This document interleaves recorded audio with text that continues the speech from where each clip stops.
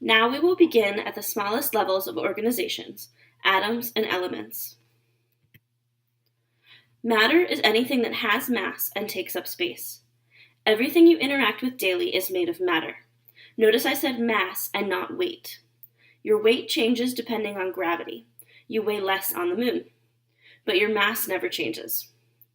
An element is any substance that cannot be broken down into other substances. This means it is pure.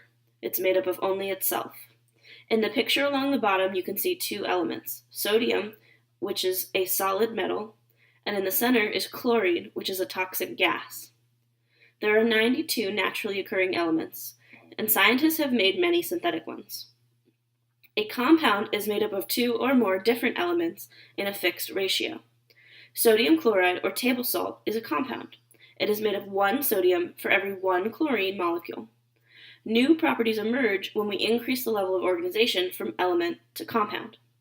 Table salt, for example, is neither a metal nor a toxic gas, but a flavoring for food. Glucose, the picture on the top right, and water, just below it, are two other examples of common compounds that we will see in this class. Water has 2 hydrogens for every 1 oxygen, and glucose is made of 6 carbons, 12 hydrogens, and 6 oxygen. Humans need 25 different elements to survive.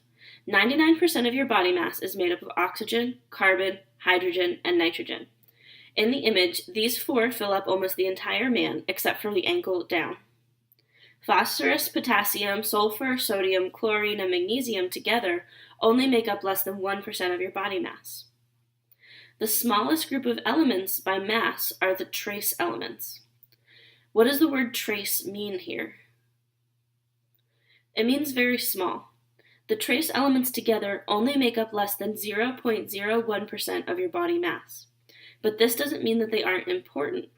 Iron is a trace element, but it is essential for making blood. Sometimes trace elements are hard to find in our modern day diet, so many food producers have added the elements back into our foods. Iodine is added to salt to prevent goiters. Iron deficiency is one of the most common nutritional problems. Iron is added to foods such as wheat and flour. Pictured on the bottom left are some of the iron-rich foods. Fluorine is also important for dental health and is now added to water. An atom is the smallest unit of matter that can keep the properties of an element. Each element has its own type of atom. The atoms of one element are different from those of another element. Atoms are made up of subatomic particles. Protons have a positive charge and a relatively large mass. Neutrons have a neutral meaning. Neutrons are neutral, meaning they have no charge and a relatively large mass. These two heavier subatomic particles are found in the center of an atom called the nucleus. Electrons are negatively charged, but have a very small mass. The diagram on the left shows a common way to draw electrons. They are paired in a ring around the nucleus.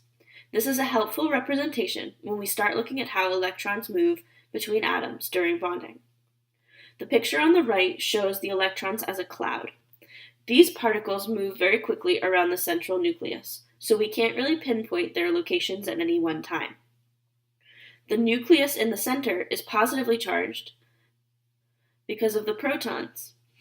It is the attraction of opposite charges that keeps the negative electrons moving around the nucleus in the electron cloud. We arrange all of the elements into the periodic table of elements. You have probably noticed that each element has a symbol and several numbers. The number above an element is the atomic number.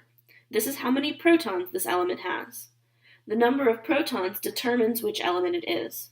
So an atom of carbon will always have 6 proteins. If it had 7, it's not carbon anymore, it's nitrogen. An atom's mass number is the number of protons plus the number of neutrons. Atoms usually have the same number of neutrons as they do protons. So if carbon had 6 protons, it typically also has 6 neutrons. 6 plus 6 equals 12, so the mass number of carbon is 12. The atomic mass of an atom includes the protons, neutrons, and electrons. So look at the atomic mass of carbon on the left side of the slide.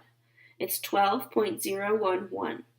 The 0.011 comes from the very small mass of its electrons.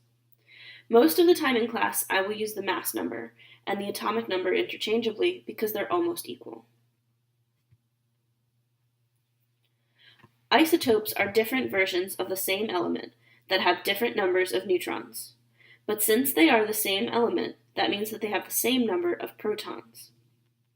So isotopes of an element are going to have different mass numbers. Remember that the mass number is the number of protons and the number of neutrons.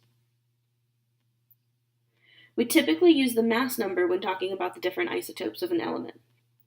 On the left, you can see the 3 isotopes of carbon.